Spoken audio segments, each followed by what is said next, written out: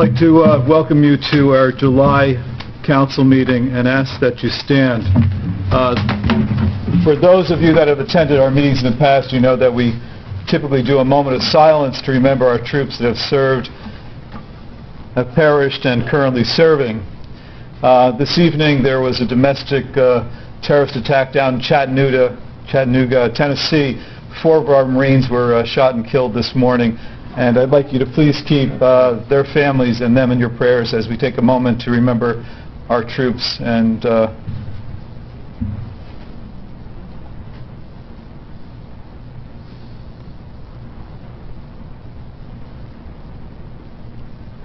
thank you. Please join us in a salute to the flag.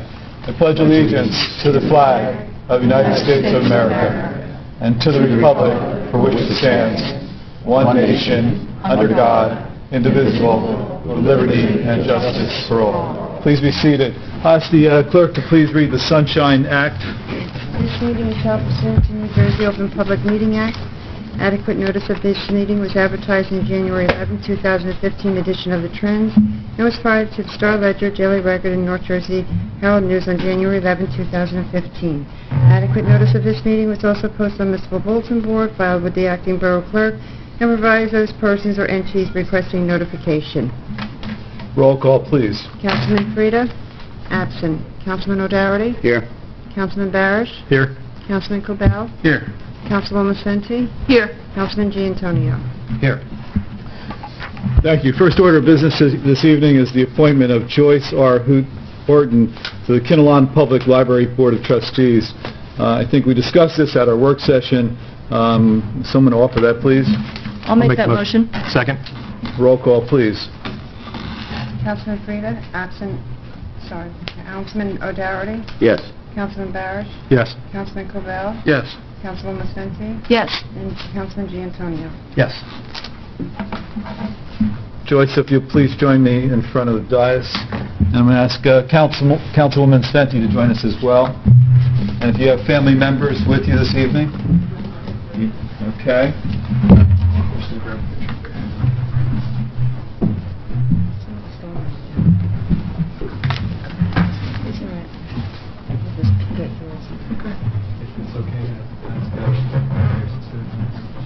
Glenn, please join us. Yes. I wasn't invited. Oh. Just stand over here, Glenn. Put it in. Face the crowd.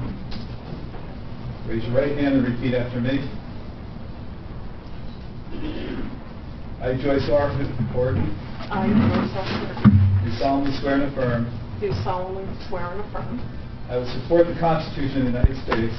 I will support the Constitution of the United States. The Constitution of the State of New Jersey. The Constitution of the State of New Jersey. And the Charter of the Borough of Kinnelon.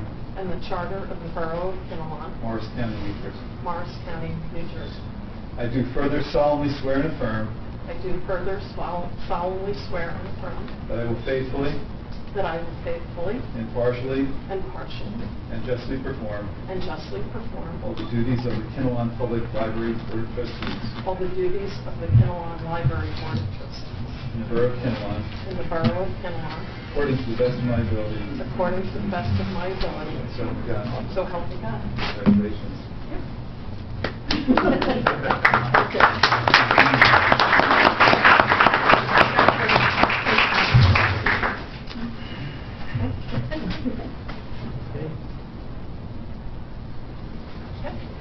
Just before Joyce sits down, I just want to tell you that Mayor and Council on a number of occasions have reviewed a number of resumes for people that are interested in volunteering. And I have to be honest with Joyce. This is the first time I've been probably more impressed by her children than her accolades. She has some incredible children who have achieved, I think, some excellent education, and I think it's a reflection of her and her husband. You are a CPA, I understand, your husband as well. Yes. And I just want to welcome her to the Board of Trustees and wish you all the luck. Thank you very much. So. got a pretty special town, and I think we'll still work on it. Yeah, okay. Thank you so much. very much. Mayor, thank you.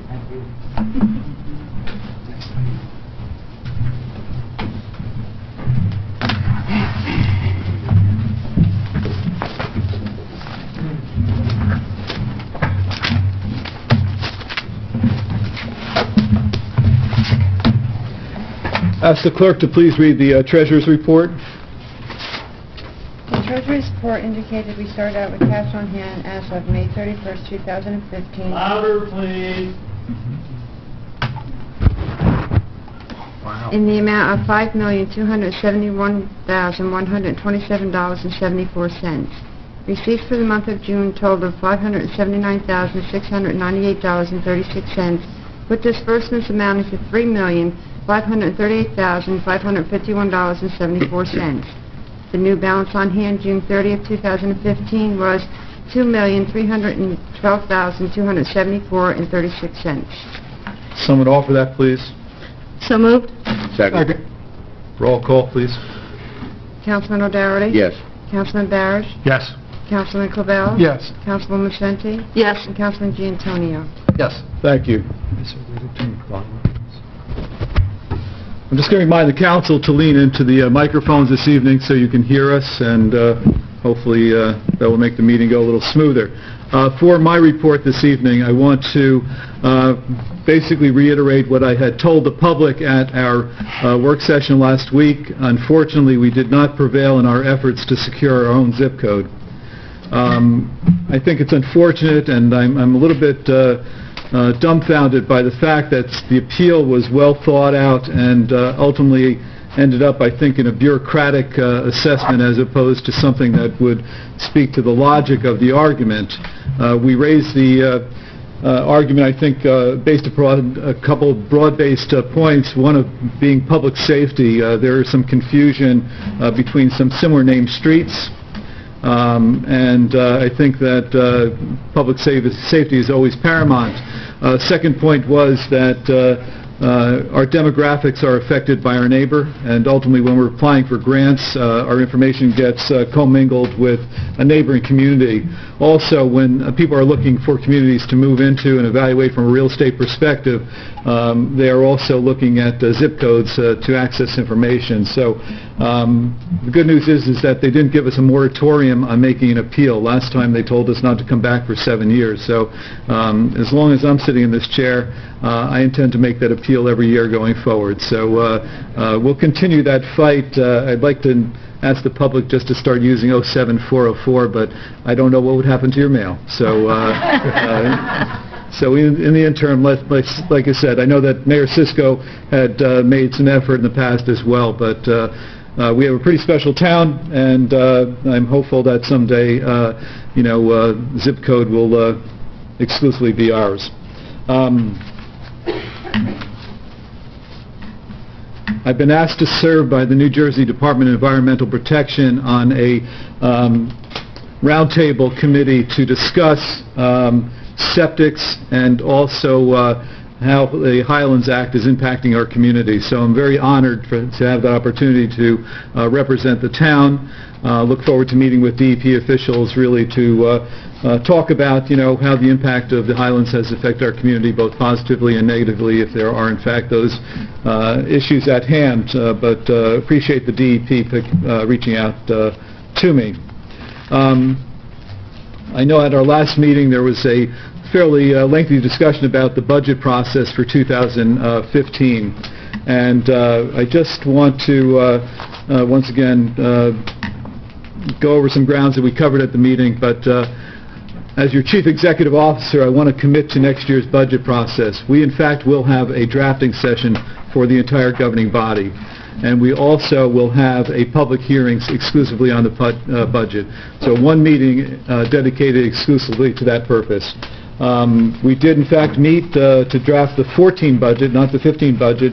We actually met on April 23rd at 7 p.m., which was a Wednesday night, and in attendance were Councilman Frida, Councilman O'Doherty, Councilman Cobell, Councilman Milletta, Councilwoman Vicente, and Councilman Giantonio. Also, our auditor, Lou May, and our CMFO were in attendance as well. This year we had the departure of our CFO mid-January. That changed the process somewhat, but I think the commitment from myself and I think for the council is that we understand that this is your money, and we're going to once again make sure that the process of forming a budget is transparent. So once again, want to make sure that the budget is fully vetted before we bring it to the table, but want to also have your input. On a lighter note, there was an article in the Trends recently about St. Hubert's Chapel, and that is a big part of our history. And I see former Councilman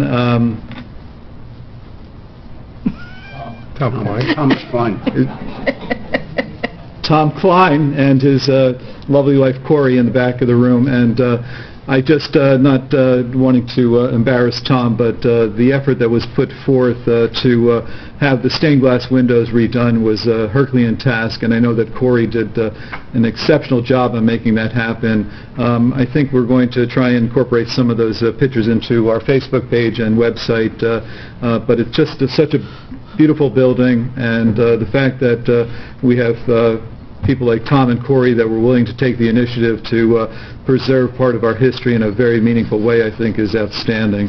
I'd like to publicly thank the Cornwalls also for donating dollars for the preservation of the stained glass windows, and we'll get some pictures up for you, but it is actually stunning. So that's the end of my report. We're now going to move on to committee reports. Councilman Frieda was unable to be with us this evening. He has a sporting event with his son, so I don't know if many members of the Recreation Committee have a report for Jim this evening. He didn't send me anything. Okay. I think he gave a pretty exhaustive report during the work session, and we talked a little bit about our summer program, and our summer camp actually has 175 attendees this year, restricted by the size of Stony Brook School, and Melanie Shucker just did a great job of doing some outreach, and we actually had a news reporter, former weatherman, come and let the kids report on the weather. So everyone had a chance to do that. I know that there was a rained out or a problem with getting people out to Liberty State Park, but I think we've heard nothing good but good things about the program. So bad news is it's capped at 175, so next year we're going to see what we can do, maybe find a different venue to allow other people to have the opportunity to participate. But we're talking about fields. I know that there's going to be some discussion maybe about that tonight, but for the purpose of the Recreation Committee report, I think we're doing quite well with our program. Moving on now to Public Works and Utilities, Councilman O'Doherty. Yes, thank you, Mayor. We're working on our construction. As everybody can see, we've excavated. We are going to pour our footings tomorrow for the new addition. So the project is moving along. We also, in the existing building, they're in there spackling and getting ready to paint the existing building. We will have that open in October. That's according to schedule. We are a little bit behind on the new construction because of the dirt that we've encountered. Has to be removed to Pennsylvania, but I've reported on that before because we've had some issues with that dirt being contaminated, but Pennsylvania is willing to accept it, so we have to pay for the trucking at an additional cost, unfortunately. As far as our DPW and our facilities running, everything seems to be going well down at R&R, and yet Silas has been opened, and we've had about 6 to 8 people using it each day on Saturday and Sunday, and that we're taking grass there. We haven't filled up a full container yet over there. As far as our fields go, we've seeded, we've had the irrigation installed, we've put topsoil down and reseeded the areas where we had the irrigation installed on the municipal field behind us. We are also having installed and having some bids prepared to install the new irrigation on the practice field down here, which has been taken offline for a year, as Jim, I'm sure, reported last week. So we are trying to do the fields. Also, we've had the conduit installed at KRP. We're waiting for our electrician to come in. He's a volunteer from the borough. He's going to install it at no cost. We've had the conduit installed, at no cost, only the cost of the material from the contractor that has installed the irrigation system behind us. That has worked out very well. So this way we have participation from the borough of volunteers that are willing to help and donate their time, as are a lot of volunteers in our community. Basin Lakes Road will be paved. We don't know the exact date. We have scheduled this 27th, but it may happen as early as the 20th if there's a cancellation. So just be prepared. It's imminent. It's going to be done in the next couple of weeks, and Basin Lakes Road will be completed. That's from the dam over to Kinnelon Road. We are in the process of raising the sewer drains and the manholes. Potholes are being filled. Currently, we're cutting back the brush on the sides of the road. And we also, we're going to discuss in closed session some salary requests that we have. So we're going to save that from salary requests for some management and from some internal personnel from the DPW. And that's the end of my report, Mayor. Thank you, Dan. Moving on now to Public Safety and Technology. Councilman Barish. Thank you, Mayor. From KPD, Patrolman Ehrenberg, Patrolman Ferriola, and Cifelli were honored by Mothers Against Drunk Driving at a brunch held at Monmouth University, and that was June 12th of this year. So it's great that we continue to have acknowledgement of our fine police department. Construction has started on the Kiel Avenue Bridge. Signs are posted. The road will be closed from Ricker Road to Lewis Lane for the remainder of July, all of August, and we've been assured that it will be complete and open for the first day of school, which of course means that we should have it open for K-Fest as well. The Junior Police Academy wraps up tomorrow. That started on July 13th. Tomorrow at 1:30 is their graduation. Everybody's invited over to Kiel School for that. There's 35 kids participating this year. And I had the pleasure today to join the fire company, Johnson Kellis, the other fire member, and myself, with the Bloomingdale Fire Department, who brought their ladder. And we let the kids spray some water and have a grand old time, showed them what the equipment was on the fire truck, and let them handle the hose lines. The police are going to be participating with the Board of Education in several security-related training courses this month. They've already met with the new principal of the high school, and they're upgrading procedures over there. The chief is also moving forward with the purchase of 2 new police vehicles per the capital plan, and replacement of the carbine rifles and shotguns, which were over a decade old. The fire company, like I said, joined with KPD and the Bloomingdale Fire Department today at the Junior Police Academy.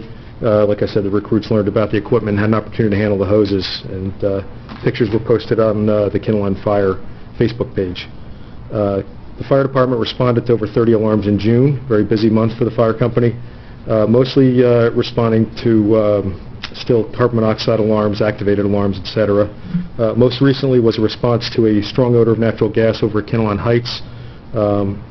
It was midnight a couple nights ago, a little scary for some. We evacuated half of the building on Monarch Way. While we did investigation, found a leak, shut it down, and had PSE&G on scene. They were there till about 1:30, the fire company, before we could let people back in the building. Technology, the servers are ordered. We're praying that we can install in the next week or two. That should help with our email issues. Some residents may have been trying to get in touch with any of the councilmen, and we understand that some stuff's not getting through. And we've been working on this for quite some time, and we have that approved at this point by the purchasing agent, and the stuff's on the way. So hopefully next week the new servers will be installed. Once that's done, phones, which everybody seems to know is also an issue occasionally, the phones should follow once the network's upgraded. Website, I'm very happy to announce that we launched that this morning. So if you go to Kinnelon Borough, which is boro.org, the new website's up and running. Lots of great stuff there. There's a whole section on transparency, which is where all the audits and budget items, the list of bills is all out there now, as well as what you're used to seeing with the meeting agendas and meeting minutes. So take a look at that, and feel free to contact me via email or phone with any comments. Lastly, as the mayor was saying, last week there was a little bit of controversy, maybe that's a strong word, on budget. And I talked to the chairman earlier. I went back in my files and looked at the Finance Committee meeting that I attended, and indeed that particular line item that, given, is not a commitment of any funds at all. It was just a projection of what might be spent, but it was not discussed at the meeting that I attended. So I had the documents to share with everybody, and just to state for the record that it wasn't in the initial docs. So thank you, Mayor. Thank you, Adam. Now moving on to Finance, Councilman Cavell. Thank you, Mayor. As you know, last week we received our 2015 audit report from Mr. Lou May. For the second year in a row, we've had no material weaknesses or significant findings. So our acting CFO, in response to his comments, suggestions, and findings, has prepared a response, an action plan, a response to those, which will be submitted to the state as required. The only other thing right now in finance is we have received 3 resumes in response to our quest for a full-time CMFO. Since everybody wants to talk about the budget process, I'll be brief, but just to give a chronology, and you're absolutely right. I mean, what's been said is that, but to give dates, the committee received the budget from the acting CFO on March 24th, 2015, via email. The committee met with our acting CFO and auditor on March 27th at 8:30 a.m. I emailed the entire governing body a copy of the budget on 3/30/2015, and that also included an explanation of the necessity, or not the necessity, but the benefit it would be to get that budget at least introduced as quickly as possible from our bond counsel and our auditor.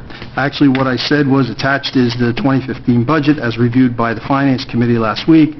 Please review it so that we can discuss it, implementing any changes, and introduce it by the workshop on April 9th. Introduction on 4/9 will allow us to include the introduced budget in our bond package, which can conceivably result in better offers from the prospective investors. In addition, introduction on 4/9 will allow over 45 days for the public to review the document prior to potential adoption on May 14th. Please be aware that introduction does not preclude further changes if necessary. If you have any questions or would like to address anything prior to the workshop, please contact Jennifer Stillman, she's our acting CFO, or myself. That was on March 30th. The governing body met in 2 parts, to expedite the process so that we didn't have to have a quorum and publish, with the order to review, and that relates back to getting it done so we could get our bond sale, included in our bond sale package, and we actually did very well with that bond sale package. We ended up with a 10-year rate of 2.54%, which was well below what we had budgeted for. So that, I think that may obviously, hopefully contributed to it. The governing body met in 2 parts, as I said, on I believe it was April 15th and 16th, and went over the budget. The entire governing, the entire governing body had the budget from March 30th through adoption on 6/18, which was a period of 80 days. In that period, of course, there were 3 workshops and 3 regular meetings, including the adoption meeting. So I just think there was ample opportunity for questions. Any governing body member can question, make a resolution, anything they'd like to do, but I just feel it was out there long enough.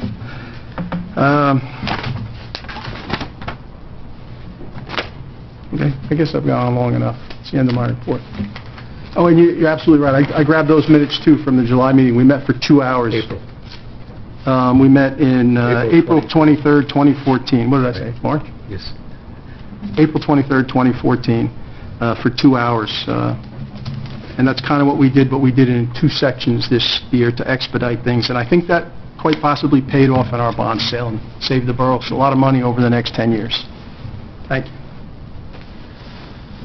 We're not a static body, and things are subject to change, but I think I was quite clear at the last meeting that I don't think it's proper to introduce budgets at work sessions. So moving forward, once again, my commitment to you, the public, is that we will in fact have a full drafting session next year, and the public will have the opportunity to come out to a session. I know a number of years ago when I was finance chair, I actually did a PowerPoint presentation, but I think once again, given the concern about property taxes not only in Kinnelon but throughout the state, the governing body should be working towards that end of really ensuring that the public is enjoined in the process, and I think that'll be healthy. So I thank you for your report, Steve. Now moving on to coordinating and open space, Councilwoman Sventi. Thank you, Mayor. For the Board of Adjustment, I've gathered information from both our building inspector and our borough engineer, and have shared this information with our ordinance committee for a meeting that we can discuss the building ordinances as regards second stories on secondary buildings. This was a request made by the Board of Adjustment to review this ordinance.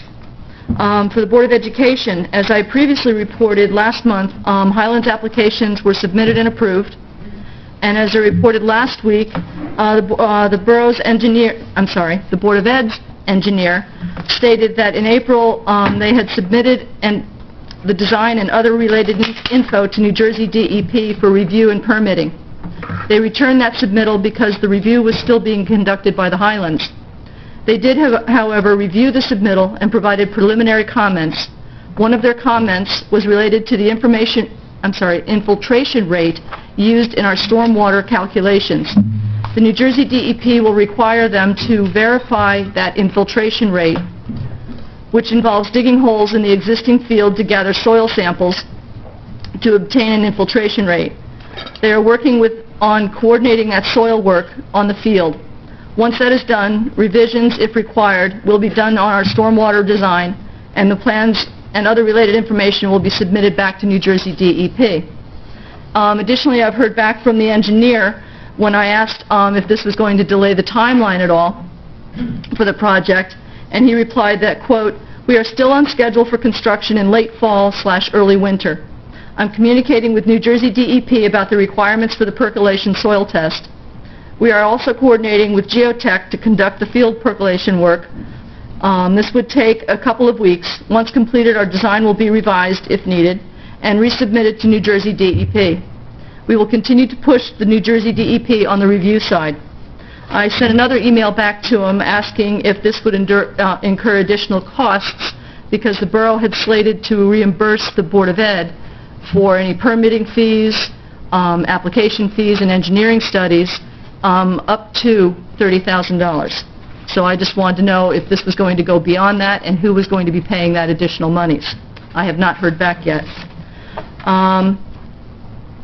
At the council workshop last week, Councilman Frieda indicated that this would indeed prolong New Jersey DEP's approval of the permits for this project well past September. Board of Health had no meeting in July, and the Library Board of Trustees, the Friends of the Kinnelon Library have just sent out this week the service directory to every Kinnelon household. So keep your eyes open. It's a font of information on all your government committees, who your borough council is, phone numbers, Board of Ed, the different schools, who's on which committee. So it's a valuable resource, and I've given one to our borough clerk, and I'll see that every department here in the borough hall gets a copy. Their summer readings program is in full swing, and they also have a new program director, Kim Christian, who will be coordinating most of the library's programs and PR, the exceptions being the Center for Lifelong Learning program and the Children's Department. And earlier tonight, you witnessed Joyce Horton being sworn in as our new Library Board of Trustee, and she filled the vacancy left by Christine Whittemore. We welcome Joyce, and I and all the trustees look forward to working with her. A newsflash, the Kinnelon Public Library will soon start accepting credit and debit cards for the first time. They will be using the Square Reader, which is a magnetic card reader. It plugs into a tablet, and they're offering this service because it provides more flexibility for their patrons at a reasonable cost. There's no limit to the transaction size. So, for example, a patron can pay a $2 fine, and they'll end up paying only 6 cents. This does not apply to programs yet or to the CLL program. Okay? Historical Commission. The grant recommendations that were made to the freeholders by the Historic Preservation Committee on Wednesday evening, June 24th. They had originally applied for $270,000. The county had an enormous number of applications this year and asked if we could bifurcate or divide our project so that Phase 2 will now have a Part A and a Part B. Part A will be the roof and gutters, essentially, and Part B, the siding. The Historical Commission gave them a proposal to do just the roof work, and which would cost about half. So we are waiting. They were recommended to receive a grant of $135,000. Environmental Commission reviewed the proposed tree ordinance and sent it back to the Ordinance Committee and the Council for further discussion. It is hoped that it can be introduced at the August Council meeting.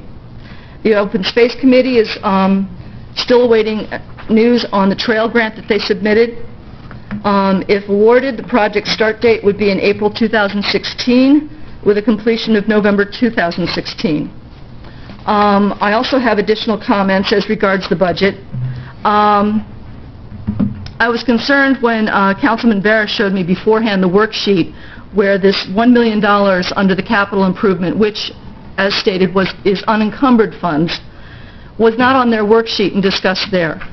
Last week, both Councilman Cobell had mentioned that he and our borough auditor had come up with that number, as well as Councilman Frieda saying that he had gotten the same number recommended to him by a resident. Now, while the Borough Council has discussed recreation and especially artificial turf almost ad nauseum, we have never actually decided on a number, and that's what I'm questioning. Why is it we're relying on a borough professional and a resident to determine this capital line budget item, and not the council and making a decision as a whole? Can I answer you to some degree? First, as you said, that number encumbers, or there's no obligation to that number. Agreed. The best number that Mr. Frieda could come up with was he came up with, by whatever method, and he came up with. This council did vote to support the school board's application. We went on the record, it was a vote. We voted to support that application. How could we not put some kind of number in our budget, although with no obligation to spend it, that amount or any other particular amount, having voted to support that application, I just don't see how we could not have put some number in there, and that was the best number we can get. We don't know what the DEP, you just pointed out very well that the DEP now wants different soil tests, so we don't know what it's going to be, but at least we put in the budget, put the public on notice that we're thinking about it, and this is some kind of number. I think putting nothing in would have been a tremendous disservice. Well, and okay. if the budget is one of the single most important things that this, as a governing body, does, then it should have been the council's discussion as to what that number would be. I think we owe that to the public. I think as part of the transparency, it's not in the worksheet that you, as your... That was the initial budget worksheet. There were many after that. There were copies of the budget circulated after that. It was out there for 80 days. Well, Steve, just... I'm just... You know... What do you want me to do at this point? I just want to... I'm sorry. I'm sorry it wasn't in the original budget. The worksheet was in the budget. It was not in the worksheet that Mr. Barish is referring to. I didn't prepare it. If it wasn't there, it was discussed. Well, it wasn't discussed at the meeting that I was at, and that was my only point, is that, you know, your email said as discussed by committee, and the one meeting we had, it wasn't discussed, and that was my disclosure. Additionally, I would just like to read in, I finally received an email that a resident had great difficulty in trying to send to me, partly because of the server problem that we're having. She gave me permission to read her comments. She said, "I'm emailing after reading the article in the Suburban Trends about the field. 3 points. As a voting resident for 24 years, I want to be able to vote on the expenditure of plus $1 million for one field. It will be a plus because the projects are usually underestimated. I do not think a resident of Kinnelon should do any work in our town, especially on this field. This $1 million is only for the artificial turf field. What about the extensive costs it will take to bring the others up to speed? I would rather spend $500,000 for all fields to be upgraded and put the rest of the money towards A, education, and B, not having to pay to play. The artificial turf is a luxury we do not need but want. I would like some luxuries too, but can't seem to put money away to have them. Every time we turn around, town and school taxes increase, and our out-of-pocket for school-related supplies and wants also increase. We spent over $500 last year for school-related items. I would love to use the $1 million to be received from excess sewer towards no tax increases for a couple of years. Enough is enough. Also, I think residents should be able to vote on any expenditure nearing $1 million. If I would have seen the plans for the Bootnav Firehouse and the new DPW, I would have voted no. Scale it back to need, not want. I also remembered reading the want and need to build another new firehouse on Kiel and the need for a new fire truck. Again, I say no field and concentrate on needs, but do so economically. One thing that has been a pet peeve of mine for years is not hearing and knowing about all the expenditures of the town and the schools at one time. Thank you. And that's the end of my report, Mayor. Thank you. Thank you. Moving on now to personnel and ordinance. Councilman Giantonio. Thank you, Mayor. With regard to the personnel, again, we were unable to set a meeting date with the union representatives. Their date offerings to meet have been few and far between, so we're going to try again for this coming week for the Personnel Committee to meet with the union representatives so that we can finalize once and for all the personnel agreement. We're still waiting for their last salvo, if you will, to us of what they're proposing for salaries. We have not received that yet. Hopefully we will get it before we have that meeting, because that's the main reason we're having this next meeting. Councilman Covell mentioned the CFO position. We're still looking to fill that. With regard to ordinances, Councilwoman Svente mentioned the tree ordinance. I agree with her. It looks like finally we will be able to discuss this as a governing board next month. The Environmental Commission has had it for the past couple of months and have made some very good suggestions that we've incorporated into the tree ordinance, and I think it's ready to go now. So we will discuss that soon. Councilwoman Svente also mentioned the ordinance regarding second stories on exterior buildings, generally garages. Are you able to build an apartment over your garage? The ordinance that we have now that sort of addresses that is really not very substantive at all, so hopefully we'll be able to get something on the books with regard to that. And lastly, the CCO ordinance will also hopefully be discussed at our workshop next month. That is an ordinance that almost every municipality in the area has, but Kinnelon doesn't. Not for any nefarious reasons, it just never happened. It's meant to increase safety of homeowners here in town, and hopefully, if and when we're able to enact that ordinance, it will help with the home safety in town. And that is my report. Thank you, Mayor. Thank you, Cliff. I'd like to read some correspondence that we received from the State of New Jersey Department of Community Affairs. This letter is addressed to Robert Westdyke, fire official, regarding monitoring visit. New Jersey Annotated Code 5:71-2.10 provides that the Division of Fire Safety shall institute a regular program of monitoring local enforcing agencies to ensure the code is being properly enforced. Recently, a division of the Fire Safety Code representative conducted a monitoring review of your local enforcing agency. Our representative reviewed your LEA operation, including matters of local ordinance, staffing, finances, and records relating to registration, permits, inspections, and penalties. LEA stands for Local Enforcing Agency again. After considering the information, it appears that the LEA operation and code enforcement activities are basically consistent with the standards of the Uniform Fire Code. The Division of Fire Safety, therefore, commends you on this accomplishment. That's a credit to our fire safety official and as well as the town. And what that means for you is hopefully lower house insurance premiums because they're tied together. So there's some good news for you this evening. Just want to assure the public of a couple things. As we have discussion up here, often you may think that the discussion stops. Last month we had representatives from our school, I think it was Pearl Miller, if I'm not mistaken, Yes.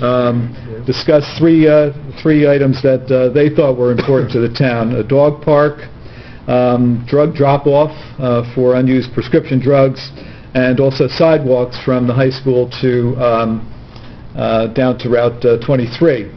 Some of them are good suggestions and have merit, and some just unfortunately because of other issues may not be able to move forward. We don't own Kinnelon Road, that's a county road, give an example, but it was encouraging, and I want to thank Councilman Giantonio once again for inviting school scholars to come and speak to the council. So we did talk about it briefly at the last council work session.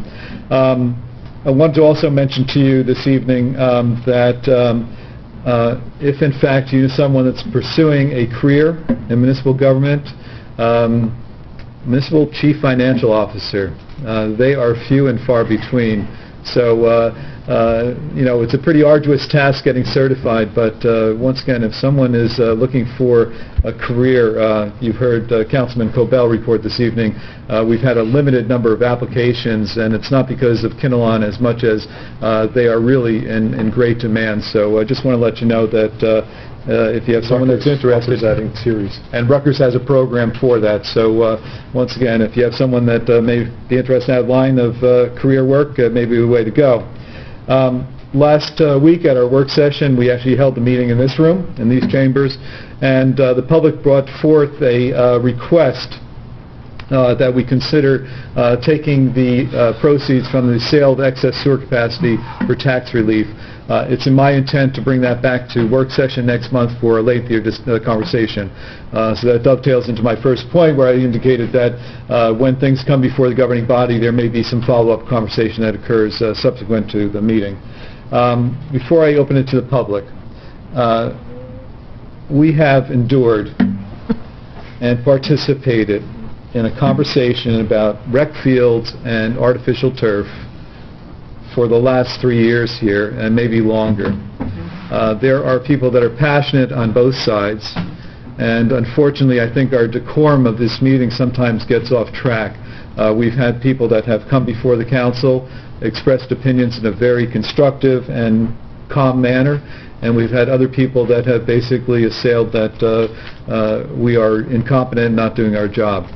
My job is to maintain decorum at the meeting, and I will tell you that unless you have something new to talk about turf, I'm not really sure of where else we can go. The ground's been covered multiple times. I welcome comment. I have never ever restricted the time allotment for people to address mayor and council, but I will caution you that moving forward, I will not permit anger and passion to overtake the conversation. So please, we're not here for personal attacks. We're here as a community to address, I think, a very serious issue. And I welcome the comments once again, but please, please, please, if in fact you have something constructive, we welcome it. If you're here for other purposes, I am going to ask that you hold your voice for another time. But once again, I welcome you coming this evening. I will tell you the benefit of having a controversy is people actually come out to the meetings. And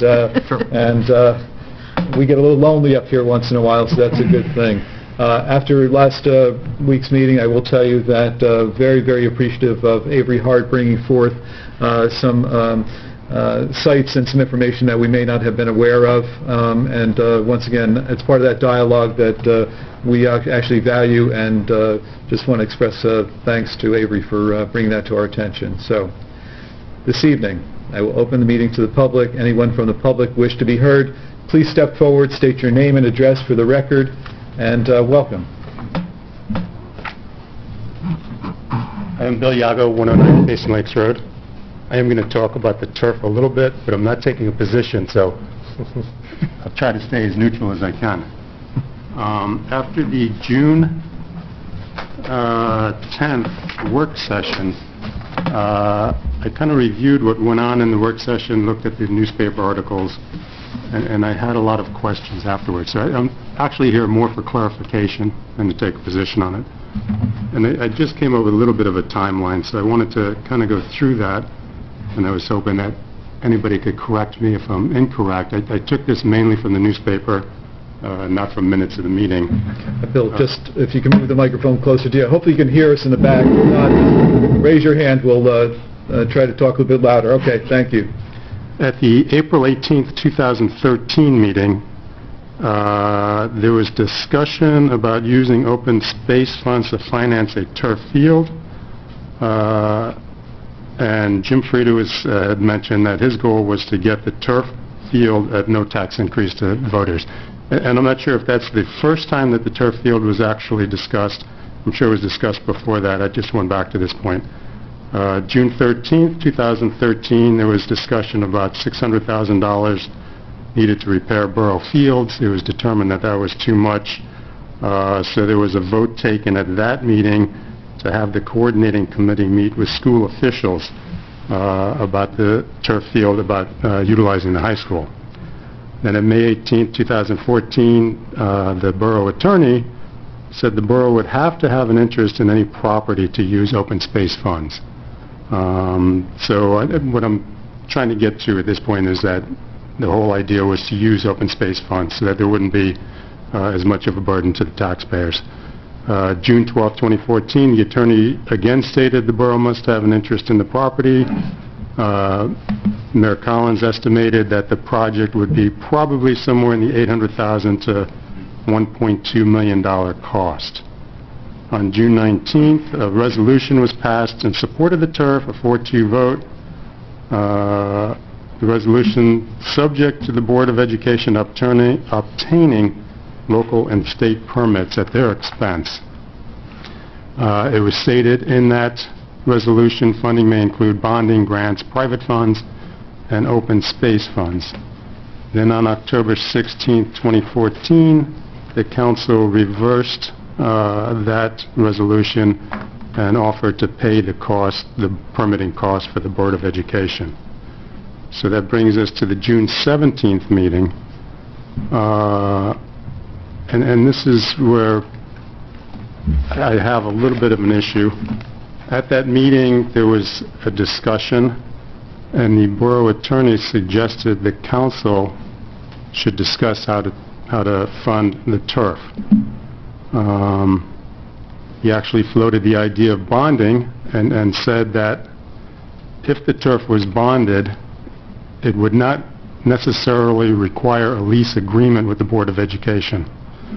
That would make it easier to proceed, quicker to proceed. It would shift the cost to the taxpayers. And my question is, why is the borough attorney acting as a member of the council? Why is he bringing policy matters and recommending policy changes when that should be done by the council? I think that's certainly an overreach of his duties. I think he was just letting us know that that possibility existed, that we could do that. But shouldn't that come from the council? I mean, Well, we're on the planning board, that- we use our attorney to give us legal advice. Right. He doesn't get involved in the discussions and the and the policies of the planning board. If we're going in a direction that he feels we shouldn't be going in, they'll say, wait a second, we need to take a step back. This is legally what you can do. The planning board engineer doesn't decide policy for the planning board. I don't think the borough engineer should be involved in any type of policy matters, decisions. Oh, I agree with you, but I think the engineer can tell you what your options are from an engineering standpoint. Sure. And an attorney can tell you what your options are from a legal standpoint. And if that's an option is to bond it, or it's legal to use the open space funds, he lets us know that, and we make a decision. Okay, then you think that the attorney should be the seventh member of the council? No, not at all. I'm saying just the opposite. Okay, I'm saying that he should let us know what our legal options are so that we can make an informed decision. I respectfully disagree. Pardon? I respectfully disagree with what he's doing. To hear someone say respectfully is... Or I respectfully also disagree. Now, at that meeting, it was also discussed, there was a lot of discussion about bonding, and actually, the meeting actually in the newspaper, at the end of the meeting, it was decided that it would go to bond, or there was a decision, preliminary decision to actually bond or recommend bonding at the next meeting. It never did happen. But it brings up another question. Councilman Cabell, you had mentioned at that meeting the possibility of a $2 million bond, and you had just said, well, if we're going to bond, and since we don't know what the full cost would be, we could always bond for $2 million. If we don't use it all, we don't use it all. It really doesn't matter. I'd have to look at the minutes because I don't... Yes, I think we should. Yeah, we should look at the minutes. But my question is, was that $2 million on top of the $1 million that was already in the budget? There's no $1 million in the budget. Well, there's an item in the budget, a line. Now, that's not appropriated. I know that. Uncommitted. Uncommitted, okay. Well, this... Just letting you know... Like you said, this $2 million would be uncommitted, too. It would be $2 million that if you bonded, you would have $2 million. The whole $2 million wouldn't be committed. You'd use whatever you needed to use. But my question is, because at this meeting, nothing was mentioned about that item in the budget, that $1 million that was in the budget, or that line in the budget for possible bonding. So I'm just curious if this is if that $2 million was meant to include the $1 million that you had already included in the budget, or if that was on top of it. Is it a $3 million project, $2 million project, $1 million project? Do you understand what I'm asking? I don't think I do exactly. I think you're asking, are we considering $3 million? Well, what I'm asking is, just to clarify, nothing was mentioned about any item in the budget for 2015 of $1 million for fields in Kinnelon on that date, on that June date, okay, that work session. You did mention the possibility of a $2 million, bonding $2 million. So are those two separate things? $2 million bonding, and then you would still have that $1 million that you could bond in the budget, as a budget item? First of all, the budget, that number in the budget is not a commitment, it's not an encumbrance. I know that. Yeah, there's a lot of confusion around that number, because that number, that was never mentioned at that meeting. There was no discussion of $1 million already being not allocated, but $1 million in the budget being put in the budget if necessary. When you it's not in the budget. Please stop saying $1 million in the budget. It is not in the budget. Our budget, our total amount to be raised by taxes, I think, is $8-point-something million. There is no $1 million for any capital improvement in that $8-point-something million that is going to be raised for taxes. What you're talking about is an item that was put in there for disclosure. We voted to support the school in their application. How do you not put something in? Okay. Yeah, no, that's fine. I'm not... And now you're talking about the $2 million. I really don't recall the $2 million. I'd have to read the minutes. Okay. And if somebody brought that up, and it might have been said that we could bond for whatever we feel is necessary, and then find out because we didn't have a price. That's all it was. It was just a casual conversation, and you were just saying that we could bond for $2 million, And I want to know if you took into account the $1 million that was already, not set aside, but was already discussed in the budget. I think that, if I understand what you're saying, then we're only talking about one number, Okay. that capital, that field improvements may cost. And the $1 million that was mentioned in the capital section of the budget was $1 million. Why the $2 million, somebody may have said, well, what if the $1 million isn't exactly enough? I mean, what if it's $1,050,000? Okay? And I might have said we could vote, we could bond for Yeah, no, a that's higher all you amount. said, yeah. And then bonding it, don't forget, you can bond for any amount. We still have to vote on, and it comes to public, it would come to a public meeting as to what we would ultimately spend on a project. I mean, we could bond for $2 million, and then if the project came in at 1.3, we could say, no, it's too much. You're not obligated to do the project, just the bond. The bonding just makes it available, makes it possible to do it if you decide to do it.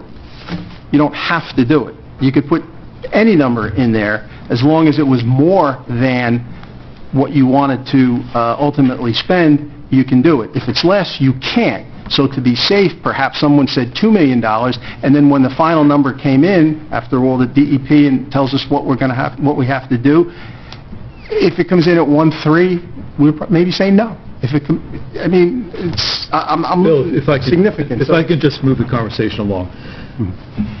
The capital budget is a planning document for the town. What that document does within the context of the budget, it provides a roadmap for future expenditures. What it does is it notifies the public that, in fact, these capital projects may be considered from the governing body at some point in time in the future.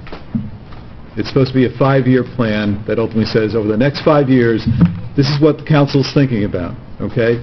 And it's not an encumbrance, but it really is, once again, a disclosure that says this is what may be considered at council level for funding.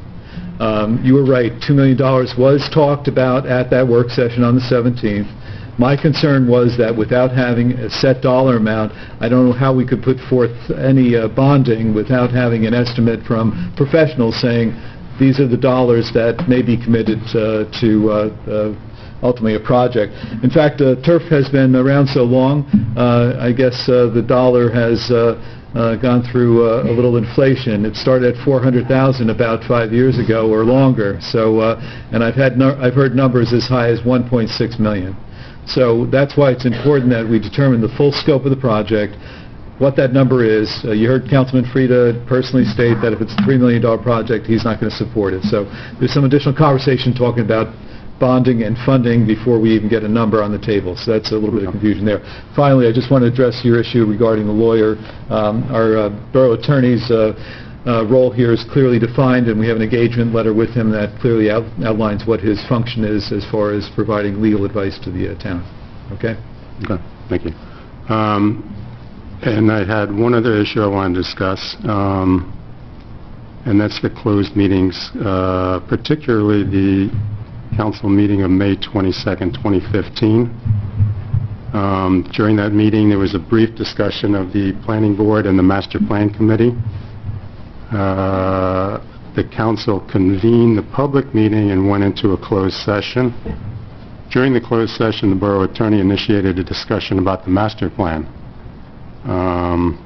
The discussion was followed up by an email by the attorney to the members of the council and to the borough planner. And in that letter, in that email, the borough attorney said he was concerned that the public might get the wrong impression about what was going on, that there might have been revisions or amendments to the master plan, and that it was not a review. What I don't understand is if he had those concerns during a public meeting and the public left the meeting and he brought it into a closed session, none of those concerns were addressed to the public. And as far as I know, even after discussing this through emails with the attorney, I don't think there's ever been anything said publicly at a meeting to dispel any confusion that the public might have about what was going on with the master plan.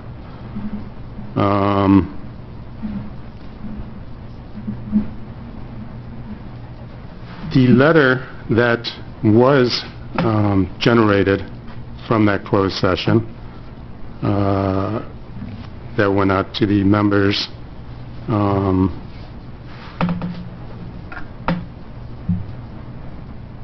actually quotes the planner as saying that the master plan committee, let me just find it.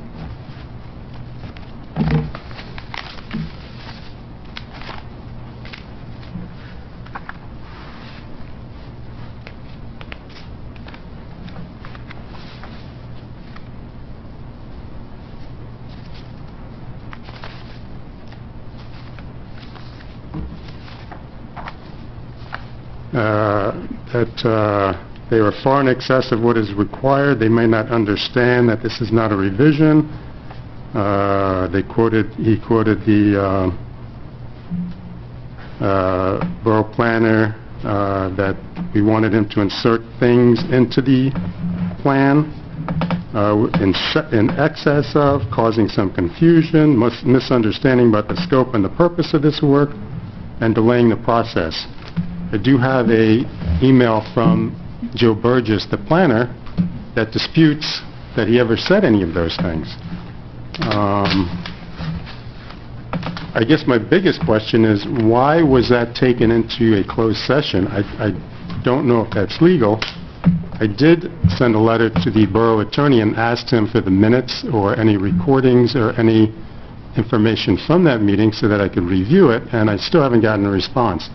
So I don't know if I need to come to the council and ask you if that information can be released. I'd like to see what was discussed. I have to say, I'm not a cynical person, but the timing of that 2 weeks before a primary election is a little bit suspect to me with the language that was in there. We had started working on the master plan in March the prior year, and 2 weeks before an election, a letter like that goes out, an email like that goes out. I'm not a cynical person, so I'm just going to say it probably was just a lack of good judgment. But what I would like to do is request from the council the minutes from that closed session meeting so that they can be reviewed and made public. I need to talk about two things. First and foremost, I need to inform the public that Bill Yago is a member of the planning board. He has been for a number of years, and he is also the chairman of the master plan committee and did just an extraordinary job this year. I appreciate your comments about your concern about the closed session. We will get you the minutes once they in fact are available, and if in fact you have a request that's been made to the attorney on information, I'd like to see that. So you can forward that to mayor and council so we can take that under consideration, and we'll have a conversation with the attorney. I will tell you, and Mayor Sisko sitting out in the audience this evening, I do not like closed sessions.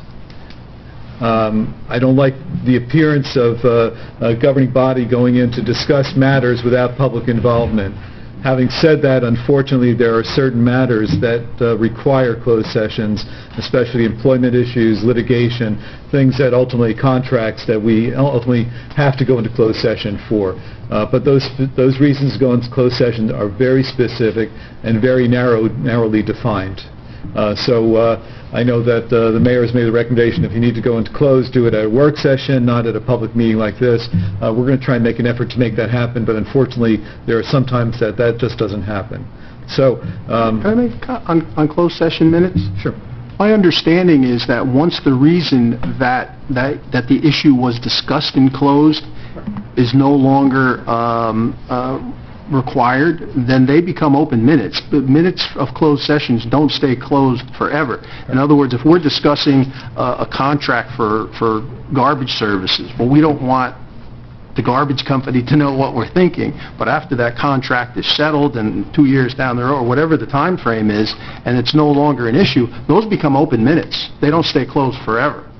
And with regard to the minutes that you're referring to, I would say, other than, unless there's some personnel issues in there or something that shouldn't be discussed, I mean, I don't know. Once again, make the request. I understand the question, I understand the concern. Those minutes can be released now.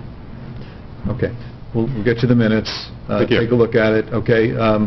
And I appreciate your calm demeanor. I gave you a little latitude on time this evening, but I appreciate you coming forth to meet with us this evening.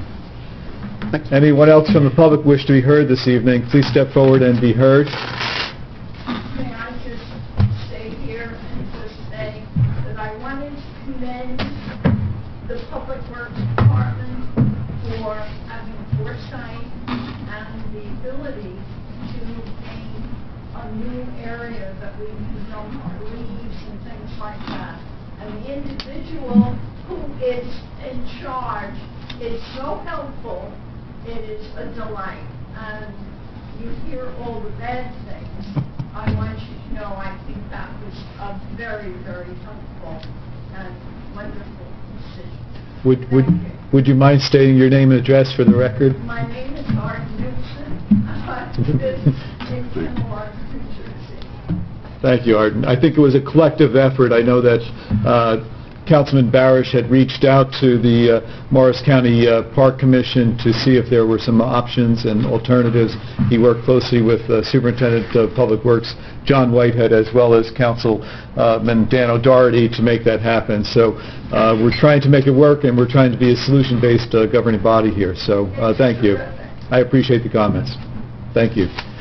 Anyone else from the public? I'm going to ask anybody else without a cane to come forward. How's that?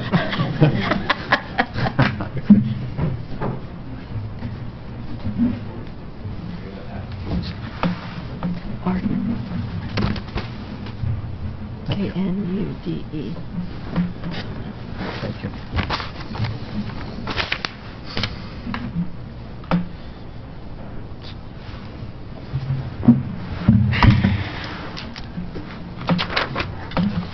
Hi, Richard Werner, Chilhowie Drive. 2 points. The sewage capacity that we're either have contracted to sell or considering selling, was it ever purchased or paid for by any part of Kinnelon's, the council or users, or was it ever paid for? It was purchased as part of the original membership in the Paquonic River Sewer Authority, and it was paid by the borough at that point in time. But that goes back 25 years or longer. All right, so it wasn't the sewer authority, the water authority that paid it. It was the council, the taxpayers at large that paid for it? Right. It came out of taxpayer dollars to buy sewer capacity for participation in the sewer authority. Okay, then it would seem to be logical then to, use the funds to help stabilize some taxes. That would seem to be logical. Actually, Richard, it's actually a commodity, and it was very difficult to price. That's why we were working with 2 other municipalities. I will tell you that my understanding is between the time it was originally purchased, the time it was sold, it actually had an appreciation, a significant appreciation. Okay. Number 2, on the turf. Why would the council at all philosophically agree to support the board's action in proceeding with the perhaps installing a field if there weren't some pretty tight dollar numbers totally available? And then if the dollar cost was available, then what was going to be the source of funds to pay? I don't know why philosophically, because I might philosophically choose to double the size of my house, philosophically, if I don't know what it's going to cost. Rather asinine to continue the conversation. So I don't understand why. It's difficult for me to address your question, okay, but you heard me report earlier. We've been dealing with this issue so long that the numbers that have been purported to be complete have been all over the map here. And I think that that was my point before the council should entertain bonding or funding, that we had a firm number if in fact we were going to go in that direction. Yeah. Okay, All the more reason. you don't borrow open-ended and decide that, it's going to cost $1 million, so I'll bond $2 million. I don't agree with Maybe that. it's a $500,000, maybe it's $1 million. Can I answer, Richard? Sorry? Because I want to answer the question. We are located in the Highland Zone. We have DEP restrictions that are astronomical here in the municipality. We cannot get a definitive number from anybody because they don't know what the DEP is going to require. Dan, then it's simple. Then we don't agree. I'm just telling you. We don't agree to support it. That's all. If there's no number, what do you support? Because you want to increase your municipality. Do you want to sell your homes in Kinnelon? Dan, do you want to make this a decent place that people look at it? I'm just telling you what. Time out. That's not valid. I'm talking. I didn't If we don't interrupt you. know the I didn't number, we interrupt don't you. Did I, support it. Richard? Thank you. Well, Mr. Warner, I think supporting the school board, they wouldn't have done anything unless we did, was my understanding. But when the school Can I goes finish? away, it's the same pocket. I understand that. Whether it's That's right. school tax, municipal Same, taxes, right, exactly. same pocket. I agree with you 100%. We're all one group and how they split the money, okay. But there has to be a process to find out that number. And until they go to DEP and with an application, then they didn't know what DEP was going to require. And until you know what's going to be required, you can't price it out. So it was just part of the process to get the number that you're looking at, that you're looking for.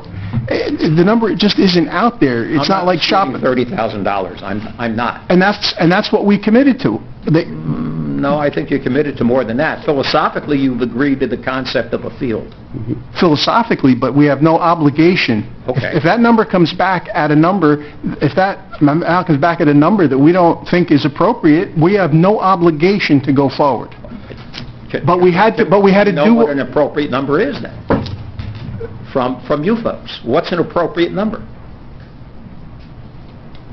Because if we don't know that, supposing there's complete disagreement among you folks, you're saying 500, you might say 750, somebody else might say, I'm good for $1.5 million or $2 million bucks. I wouldn't spend $30,000 then if there's no agreement among the folks on the council as to what the upper limit should be.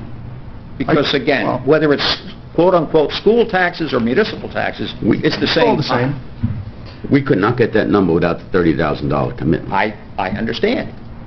But there must be... It's about the borough. It's about us together with the board of ed. We're all one community. There's got to be some kind of number you'd agree to and a number you wouldn't agree to. Now, maybe you're saying $1.5 million. You might suggest, I don't want to spend more than 500. I don't know. It seems a little... it's unclear to me. Okay. I will tell you, it's a great question. I appreciate the well-thought-out question, and you're right. If in fact we have certain limitations on what we're willing to spend, that should have probably been discussed a little bit earlier on. But as Dan said, until such time as we have a full scope of the work, we can't pin the number down. But I'm sure every single member of this council has a number in his head. Councilman Frieda's on record, $3 million. So I'll give you his number. He's not here this evening, but $3 million is his number. If it costs $3 million, he says he's not going to support it. Okay? So you have one member that you have an opinion from. Okay? Okay. Thank you, Richard. Thank you. Anyone else from the public wish to be heard, please step forward, state your name and address for the record.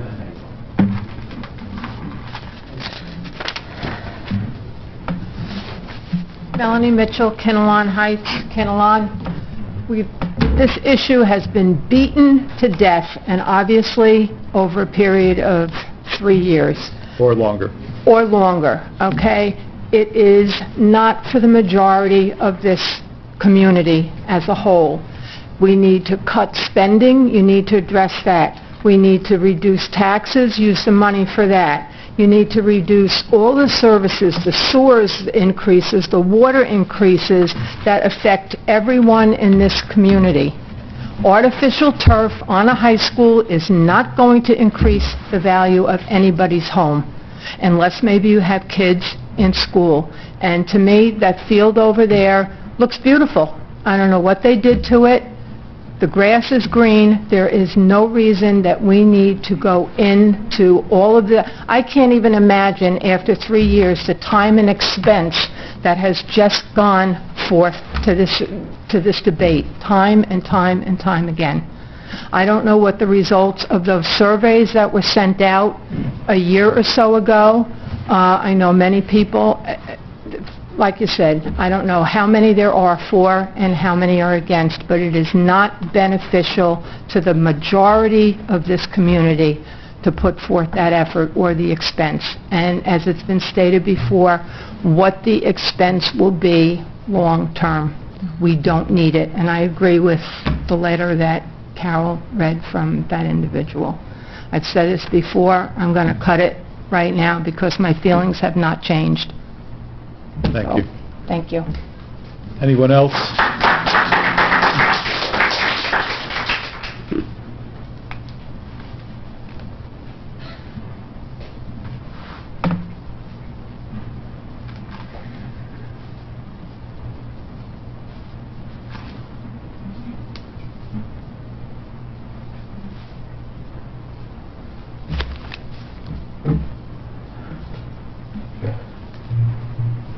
Good evening. Good evening. On a What's totally your different name? note, Jack, can you say... someone said, Jack. Jack Laser, 68 Green Hill. Thanks, Bob. Great, thank you.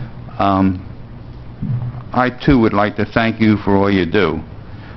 We certainly criticize you enough on a few points, but when you look at the whole picture, we got a wonderful town. And that's a result of Now you can council... applaud. Now you can applaud. We do have a wonderful...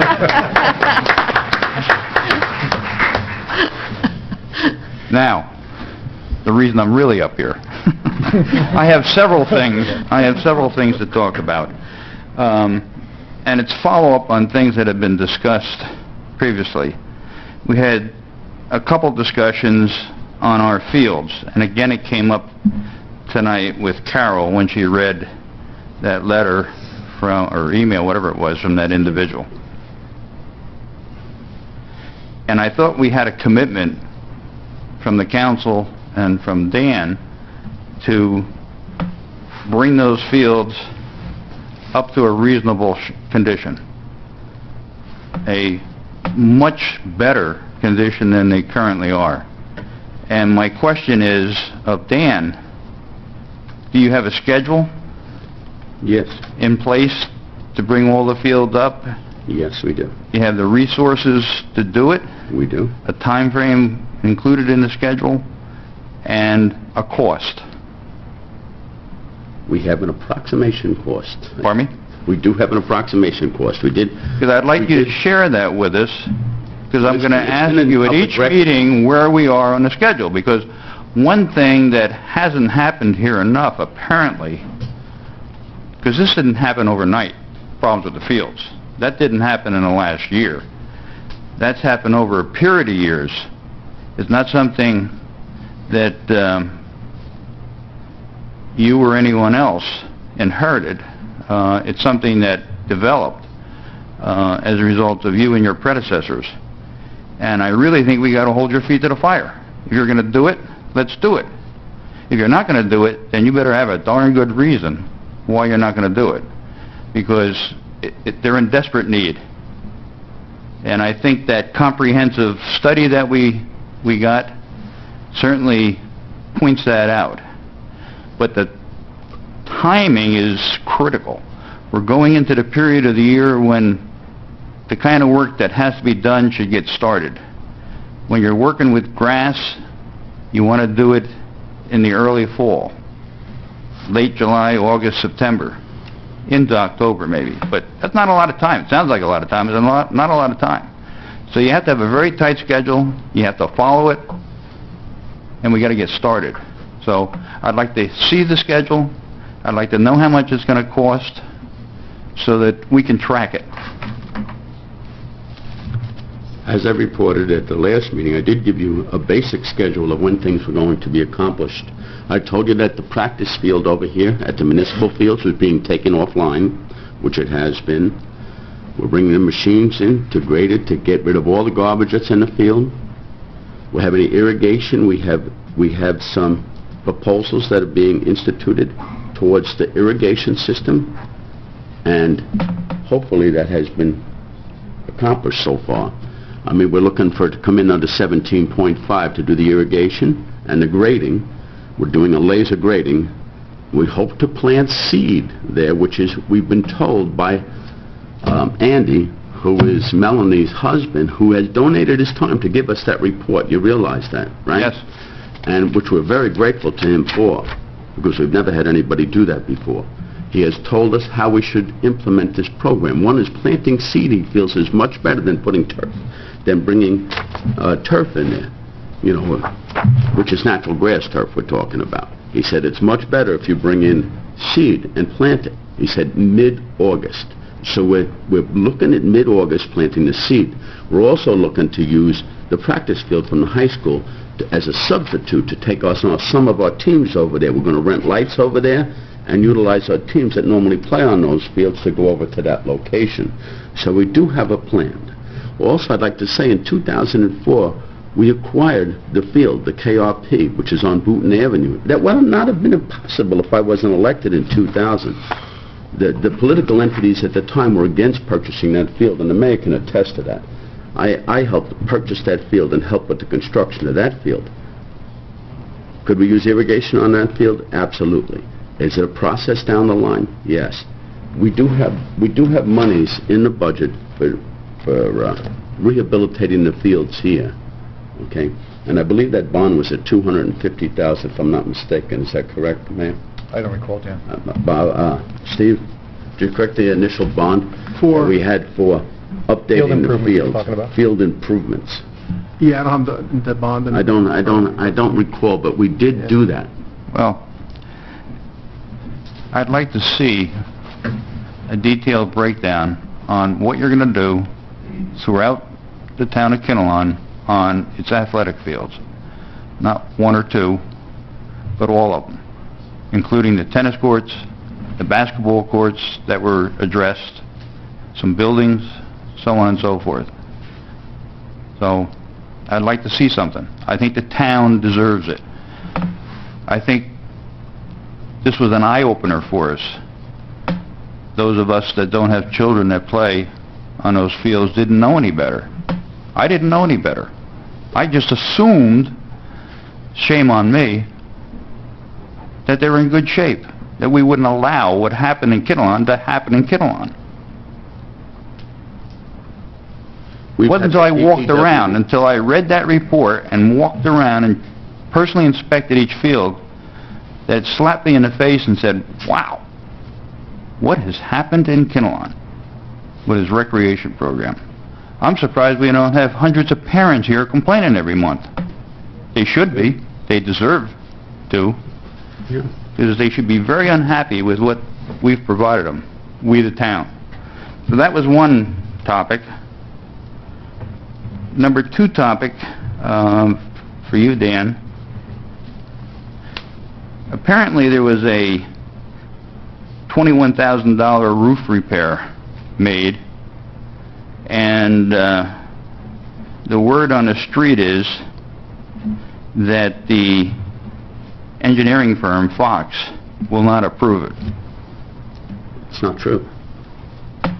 What the $21,000 fee is?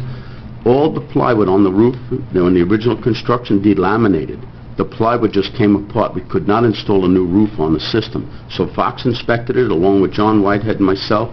We felt that, hey, we have no choice. We have to take this roof all completely apart. So they took all the plywood off the roof and put new plywood on. That's a $21,000 fee. And Fox won't approve that? No, he did approve that. He didn't approve it, Dan. And maybe, Mark, if you can comment to what... I spoke to Fox yesterday or today. My understanding is he has no problem approving it. He has several change orders, some increasing, some decreasing. He indicated to me he would prefer to consider the entire package of change orders and come up with a net number. He told me he would be accomplishing that prior to our next work session. So he's going to negotiate that with the contractor? No, it's not a negotiation. No, it's not a negotiation. There's several different change orders. Some are up, some are down, and his intention is to review all of that at one time and then pass through what would be the approved change orders and for how much. Correct. That was my conversation with him yesterday. Now, You have to realize when we took that roof off, the the plywood was no good. We had to get a roof back on right away. We ruined all the ceilings on the inside, the insulation, everything else. So we're really under an emergent basis that we did that project, and the contractor gave me the number, and we said, with Fox present and John Whitehead, and we said, you got to go. So my understanding is we'll pull that from... Yeah, just, Jack, just so you're aware, it is Resolution 70815 that's on the consent agenda tonight, so we will be pulling that because we do not have a sign-off by the professionals indicating that the change order was approved. So it's a line item, but you're not going to approve it because you haven't gotten... Certification from the... We haven't gotten the You haven't heard from the... Correct. Engineering firm whether they would recommend you approve it. The architectural firm has not signed off on it. There's a change order form that architects sign. It's not that he hasn't approved it, he hasn't signed it off. Right, that form is a backup document. Occasionally, we have a resolution on where the backup document doesn't exist yet, so we carry the resolution. It's not a... But the last item I have, and here we are again on artificial turf, but I was surprised to hear at the last meeting from Jim Frieda that he's decided to change the material he's going to use on the field. Originally, and for years, he was talking about tire chrome, which we were very opposed to. Even though there are 11,000 of those fields around this country, it didn't make it right for us. And for whatever reason, I'm very happy to hear that he's come to the realization maybe it's not the right material to use for the athletes that play here in Kinnelon. And he's decided to go to Nike Grind, a material that's provided by the Nike shoe company. And I asked him, I said, what do you know about Nike Grind that would convince you that that's the right material? And you may remember what he said. He said he talked to Nike and they think it's fine. It's safe. It's great. It's the greatest thing since sliced bread. Excuse me, Mayor. I don't mean to interrupt you, but we have a couple of people on the dais using their cell phones, and I don't think they're paying full attention to you or the rest of the audience. Do we need to recess? Including the mayor? Carol? My cell phone rang and I shut it off. What am I doing? Your Okay. cell phone rang and I shut it off. Dan? No, but you texted. Somebody read I haven't texted anything. What are you talking about, Dan? Mayor, you did read a text. You did read a text before. I looked at my calendar to look at a date. I saw you read the thing, but it's okay. I'm not interrupting. Somebody else made a comment that somebody else. The cell phone rang by mistake. Dan, we owe the public the respect to listen to you, so please refrain from using your cell phones as the public's addressing the mayor and council. Quite frankly... Carol, I think, saw me using it. I shut mine off when it rang. Fine. That's what I did. Great. I would not... Quite frankly, I like to think you would give us that respect. Absolutely. You know, we sit here and give you that respect, and I would expect nothing less in return. Now, we can't see what's going on behind... We just took care of it, Jack. Okay, thank you. In any case, we tried to do a little investigation of this Nike Grind, and we went on their website. And I have to tell you, there's not much there. There's nothing there as far as the chemicals that are involved, the materials that are involved. There's nothing as far as where it's been used and the successes that they've had or the failures of it. Well, there has been some criticism of it, quite frankly. But you don't hear much about the successes. It's a new substance, and unfortunately, it's not well documented. And we got a company that sees an opportunity to make some money, and I think we got to be very, very cautious. So I think it's going to slow down the process, because I hope you won't sign off on something you don't know anything about, or you don't trust from the standpoint of the safety and the health of the athletes that are going to play on it. So I just have to tell you,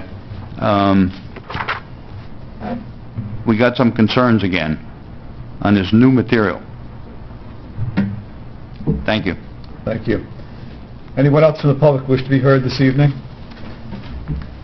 And I just once again ask the public, we had a fairly lengthy work session last week, and once again I think the balance of the public hearing really was once again regarding turf. So once again, please understand that we're here to listen and join you in conversation, but if it's nothing new, it's nothing new, okay? Steve Spinelli, 214 Kinnelon Road. It's new. Great. Thank you, Steve. Before, Mayor Collins, you said that Jim Frieda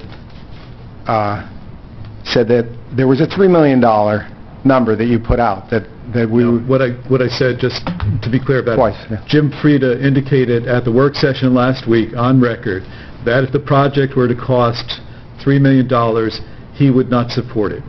He personally. He was not speaking for the balance of council. I think that he really was representing his own opinion. Well, I think we should pull that up because my memory serves me. He definitely said 900,000. He said 900,000. Can we pull that up? Is there any way we can get that right now? 900,000 for what? He would not, if he would turn it down if it went over 900,000. That's not my recollection of the meeting, and the clerk is here. And, we're going to pull that. Can you pull that? We can request that. You can request it, but no, not right now. It was $3 million. Wow. So, also the woman back mentioned before that there was a survey. She wasn't sure how it turned out. Just to let her know, the survey was against the turf fields. And now again, the Board of Education 2005 had a referendum. It was a referendum that they put for all of us to vote on, and it was voted down. Again, it was voted down. Mr. O'Doherty said that it's going to help our houses sell the turf field. It's incredible to me that we are #1 tax. We beat New York on property tax. Let's just keep it with property tax. We are #1 in the country. And New Jersey is, correct, thank you. And along with that, let me finish please. Along with that, now is this, if we're the highest taxed, we are also the highest exited state in the country. And this is due to property tax. Everyone I've spoken to that's moving, including myself who tried, and my house is not valued, and I was told why. I had realtors come in. It's not worth what it was because of the tax situation here. And a turf field that is absolutely... it's non-debatable. That is not even debatable, that a turf field is going to help us sell, because we have the proof right there with the realtors, everything that I just mentioned. We have to clarify what Mr. Frieda said. I hope that we can take people for what they do say. So that has to be clarified. That's about it right now. I think we should be able to go by at the 2005 referendum that it is a benchmark of what the people wanted. That was the last benchmark. This is what the people want. So that's all right now, but we have to, if we can, look into that. Thank you. Thank you, Steve. Anyone else from the public wish to be heard this evening?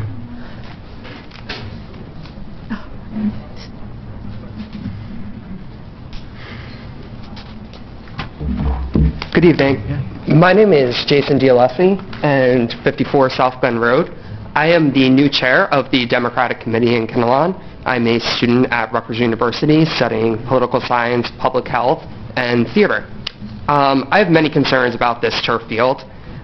First of which is sort of along what Mr. Glazer mentioned, was about the natural improvements to our current field. It seems that we're not taking the proper steps to make sure that we are in fact maintaining and making sure that we are getting the most out of our natural fields. And I think that the public does deserve to have a record of what services are going to be performed on our fields, where we stand in that timeline. Are we behind? Are we on schedule? Savings? Or are we going over budget? To see what is happening with these natural fields. That needs to happen. Now, as far as the health aspects of the turf field, I'm very concerned with that. I was at Johns Hopkins, and one of the major items that I studied at Johns Hopkins at the School of Public Health was lead poisoning and the effects of environmental hazards on young children's health. Environmental health is a major impact on young children. We cannot have our young children in this community playing on a turf field that is a health hazard. I don't know how any of you can support that, putting our children at risk for environmental poisoning on an artificial field.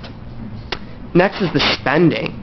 The cost of this field, close to $2 million with a community that has a budget of only $8 million. Not putting that out to a public referendum or a public question, I don't see how you can do that. That's not right. That's a disservice to the citizens of Kinnelon. They need to have a chance to say yes or no to this field. And that leads me to the next thing. When it comes to this agreement with the school, we need to have this agreement set out with what the terms and conditions are going to be. The Board of Education is not clear at all on what the game plan is here 10 years down the line. Who's going to pay the replacement cost of this field in 5 to 8 years? Who's going to maintain it? Who's going to get how much usage out of it? I know that the school board is saying right now that the town can have as much time as they want aside from what the high school needs. I highly doubt that. I think the school system will capitalize the time on it, and I don't think that the citizens of Kinnelon are going to see this true benefit that you're currently offering them. I think this is an enormous amount of money to be spending when this town is cutting back on library services, on everything else that has to be offered. We don't have a community garden. We don't have a dog park. We don't have any recreational services that offer anything to anyone over the age of 18. We only have the Center for Lifelong Learning, which is a part of the library. That's the only thing that's offered to anyone over the age of 18. This is wrong. Something needs to be offered to adults in this community. And this turf field, it's not going to increase home value. I think we're making a move here to keep up with the Joneses. We're trying to keep up with Montville that has, 12 or 16 turf fields? We can't have that here in Kinnelon. This one field is not the answer. Thank you.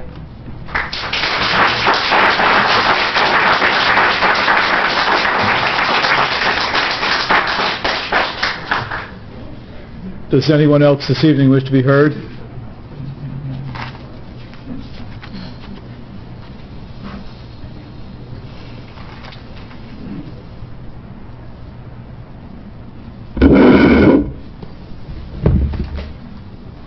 Randall Charles, 69 Green Hill Road, 50-year resident.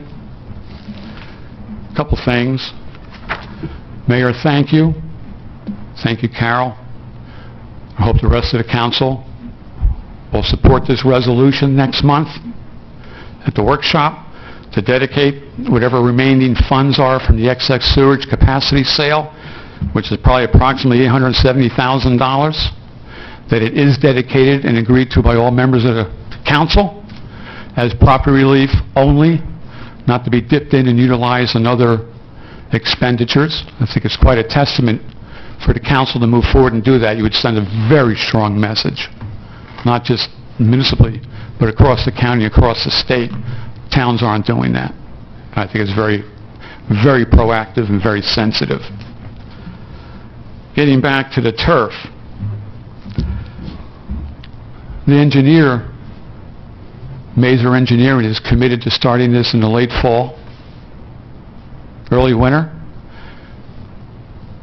Is that hypothetical? Doesn't sound hypothetical to me. That's a commitment. Well, we don't have permits yet. I think it has to be. The permits are down there, but they're committing to a timeline. That's a commitment. No ifs, ands, and buts.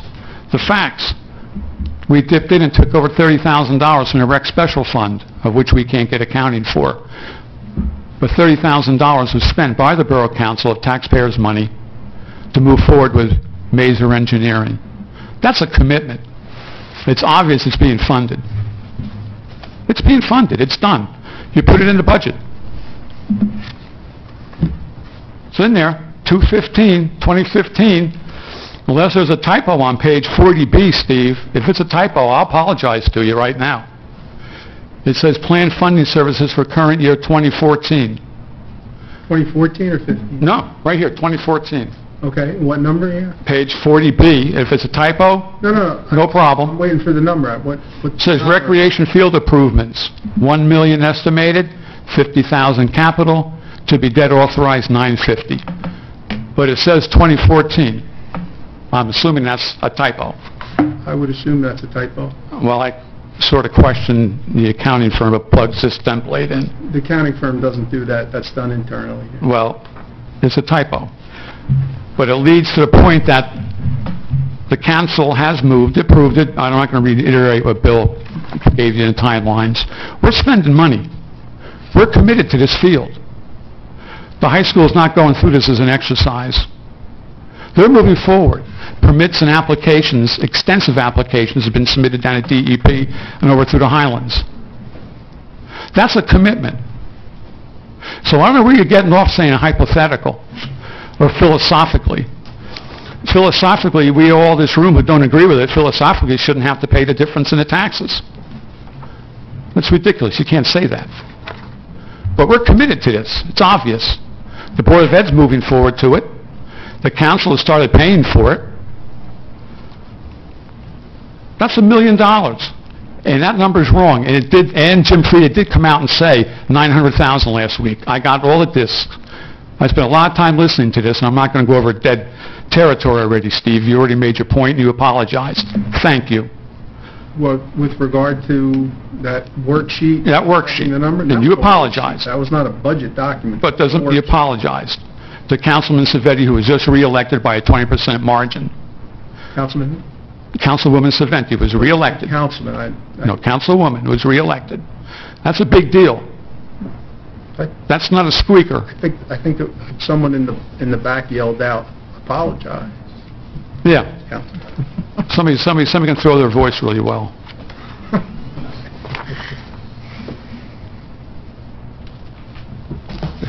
Council is moving forward to fund this. You can say all you want. You've spent the money. The engineers are not doing this philosophically. The Board of Education is not doing this philosophically. There's a commitment by the Borough Council this fall. You're playing the game waiting for the permits to be approved, the scope of the engineering work, the stormwater testing, which is required. Everybody does that.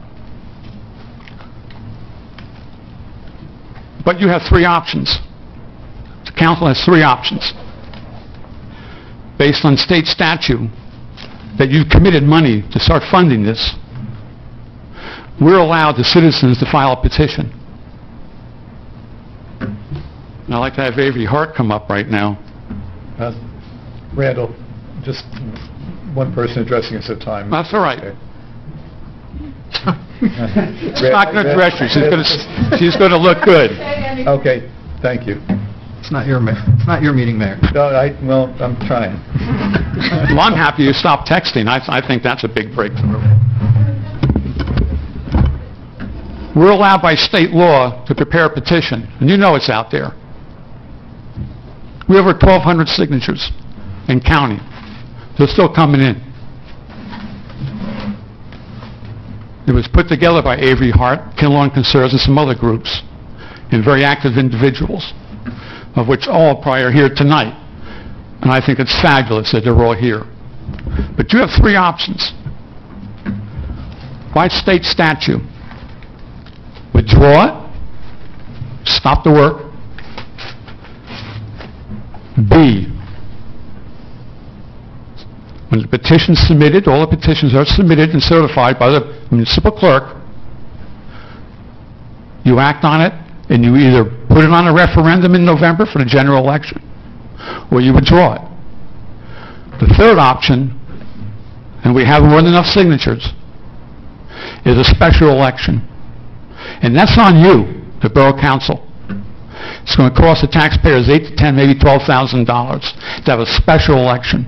Print the material up, advertise it, bring the machines in, put the poll watchers on, tabulate it, issue the results, certify it, over to the county, down to the state. That onus is on the council. Think about it. You have a survey that unanimously came out, overwhelmingly said we don't want it. You've had 2 elections now in 8 months. Anybody who ran on turf got crushed. We have an election coming up next year. That election started right now in June. The June primary, it's starting right now. Because decisions that are being made are going to reflect on next June's primary. It's already happening. Avery has done a heck of a job on this with all our friends out there. Over 1,200 signatures. That's a sizable amount. Think hard. It's a pretty easy decision. You either yank it, or you're going to have to put it on a referendum. Take your pick. You owe it to all the taxpayers and voters in this borough. You owe it to them. It's their decision. Could I ask a question? How many signatures were required? To put it on the November ballot, 10% of about 756. So then you're there. Oh, we're past it. That's great. I mean, We're going way past it because we want the special election because we don't believe you're going to put it on the November ballot. You should pull it. The town's against it.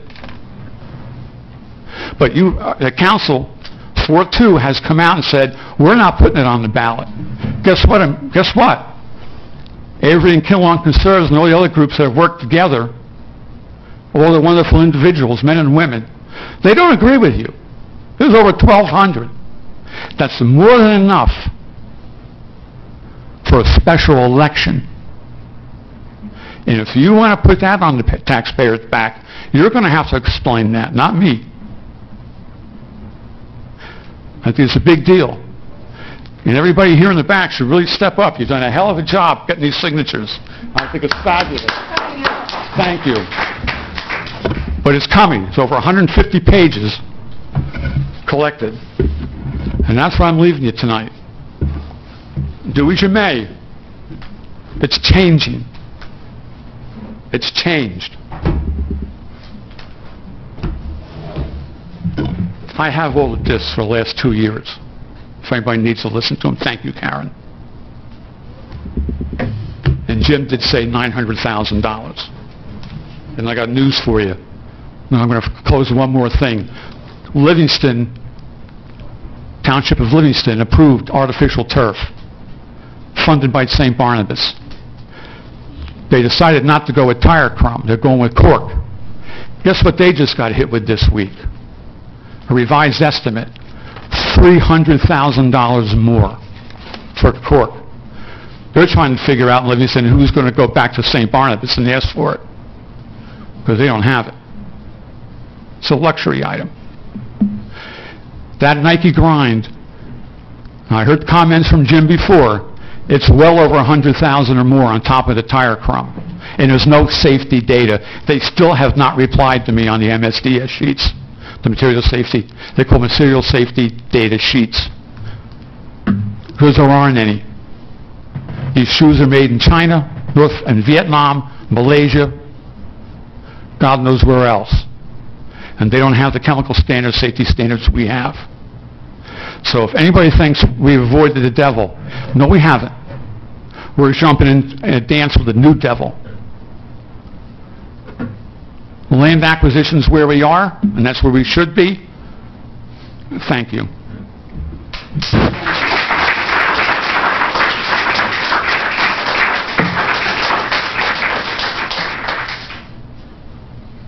Anyone else from the public wish to be heard this evening?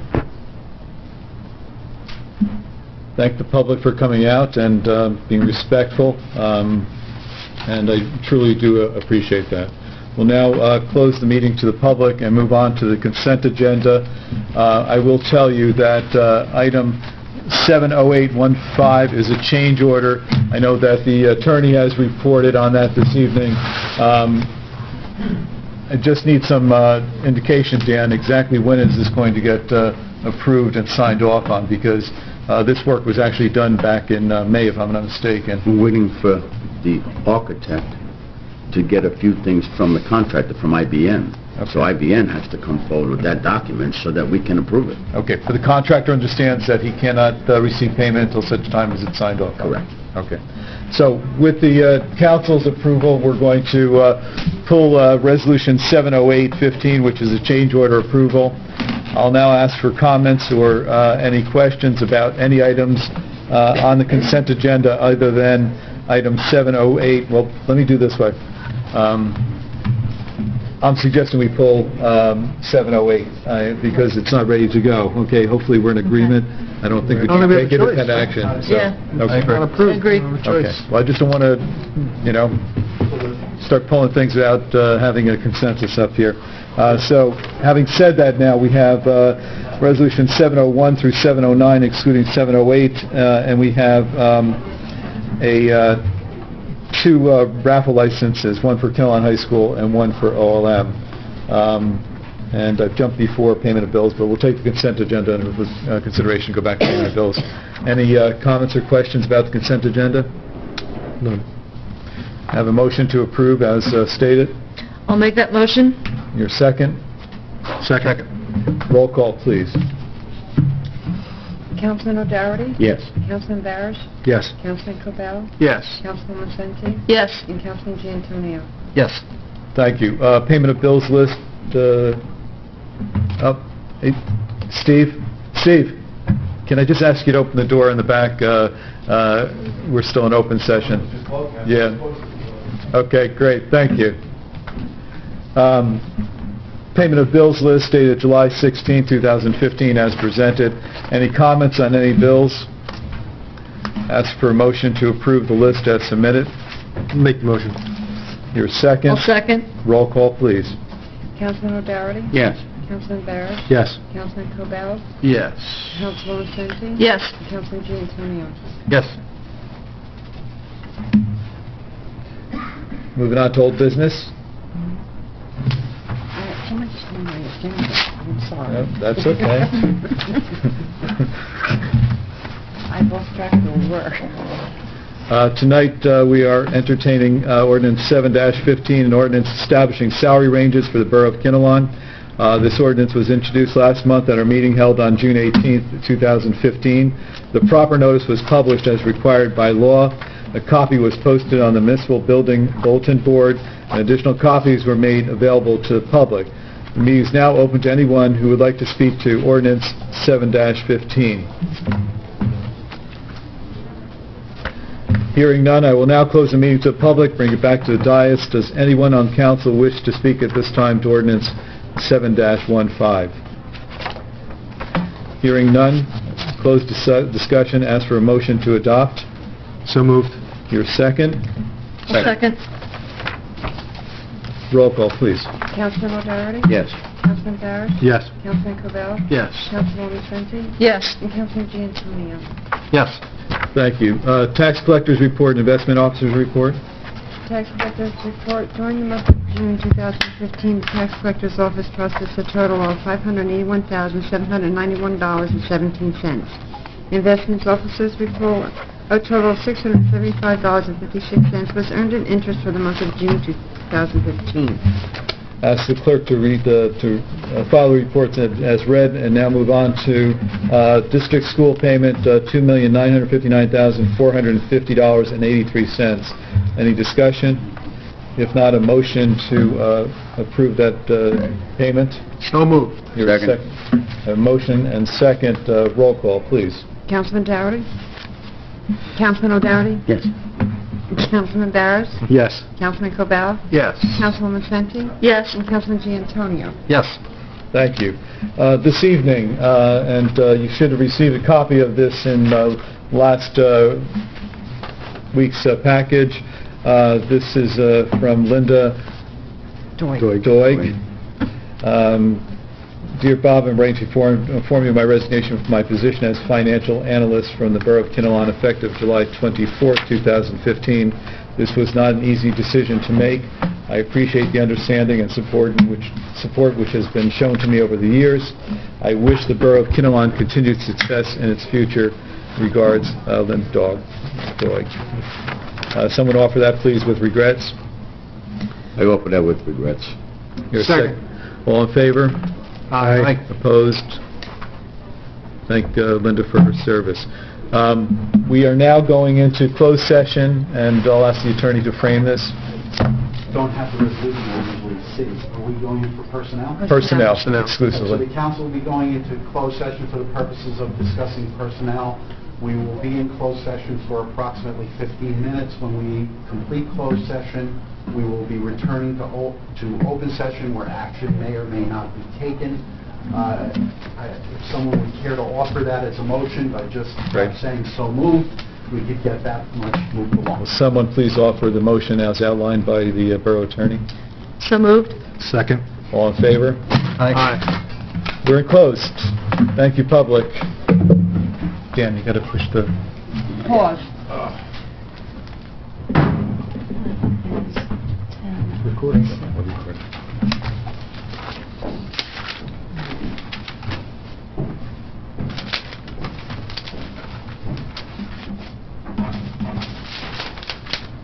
Okay, we are back in open session, and we have items to take action on this evening. The first is a salary adjustment for payroll for certain DPW employees that were basically not paid at the correct rate. It's our understanding that the acting clerk, in concert with the treasurer, prepared a work paper that was reviewed by the chairman of the Finance Committee, and the dollars have not exceeded $12,000, but if there are any comments or questions, if not, I'll ask for a motion to approve salary adjustments for certain DPW employees that are going to be identified by exhibit and not to exceed $12,000. So moved. Your second. Roll call, please. Councilman O'Doherty? Yes. Councilman Barrett? Yes. Councilman Cobell? Yes. Councilwoman Senti? Yes. And Councilman D'Antonio? Thank you. Yes. Thank you. Passes. Next item is a 2% salary adjustment for management, non-union members of the DPW staff. It is our understanding that this is for the calendar year of 2015. If there are any retro adjustments in prior years where they did not receive increases, the increase will also be applied to those years. But for most purposes, this motion, it is a 2% salary adjustment for the management personnel of DPW for 2015, with the understanding that it may in fact affect prior year periods. Any conversation? So moved. I have a motion. Do I have a second? Second. I have a motion, a second. Roll call, please. Councilman O'Doherty? Yes. Councilman Barrett? Yes. Councilman Cobell? Yes. Councilwoman Senti? Yes. And Councilman D'Antonio? Yes. We have received this evening a request by our court administrator, municipal court administrator, for consideration on a salary adjustment. We have been provided in closed session with a salary survey indicating salaries for surrounding communities. It is our understanding that the compensation for the administrator right now is approximately $49,000. She has requested an increase at least to the minimum salary for administrators in surrounding towns. It appears on the information provided that that number is $56,264 for Bloomingdale, and this is exclusive of comp time related to call-outs and overtime. We have decided in closed and are going to take action on adjustment to a salary of $56,500 for the year of 2015. And we did not talk about whether or not it should be retroactive, so before we take a motion on the approval of the salary, I'd like to get some input on whether or not this should be for the entire year. The request is not for the entire year. It was just for a salary adjustment beginning now, so... I mean, my limited experience in raises is it starts when it starts. It doesn't go back. Okay. We're in agreement? I'm in agreement. I think Yeah. she just presented it to us and given a raise, so it should start now. Yeah, so this is not retroactive, this is prospective for the next pay period. And the salary adjustment being recommended is $56,500. Annually. Annually, per annum. Someone offer that, please. I'll make that motion. Here, a second. Second. Roll call, please. Councilman O'Doherty? Yes. Councilman Barrett? Yes. Councilman Covell? Yes. Councilman Vicente? Yes. And Councilman Gianfranco? Yes. Do you want to step out of the room for a minute? Bill Yago. No, Bill Yago. I'm sorry. Okay, Bill Yago first, then we'll talk to Karen. We have a DPW worker who's currently being compensated at $10 an hour, and we have a request from the DPW chair, but that Mr. Bill Yago's hourly rate be increased to $12 an hour, which is comparable to our summertime help. Any discussion, comment? If not, I'll ask for a motion to approve that increase. Second. Roll call, please. Councilman O'Doherty? Yes.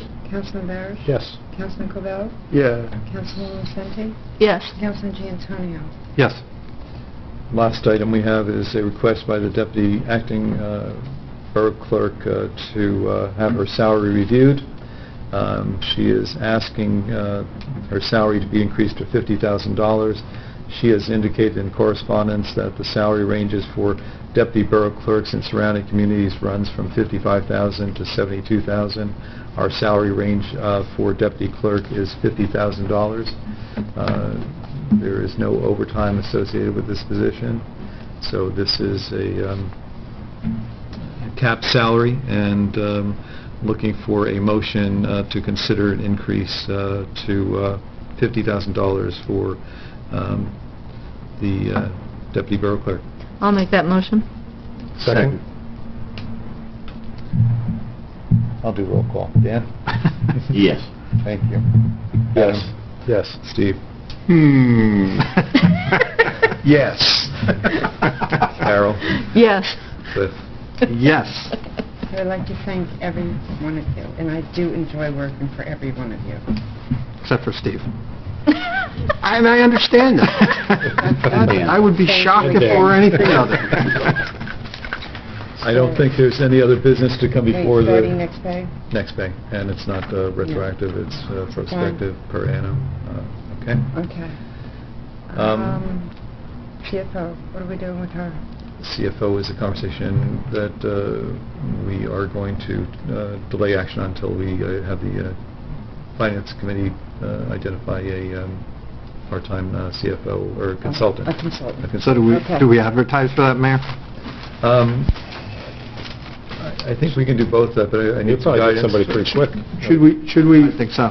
memorialize the fact that the plan is to continue with the status quo and look for, or you don't have to do that? Yeah, But there was also a salary component.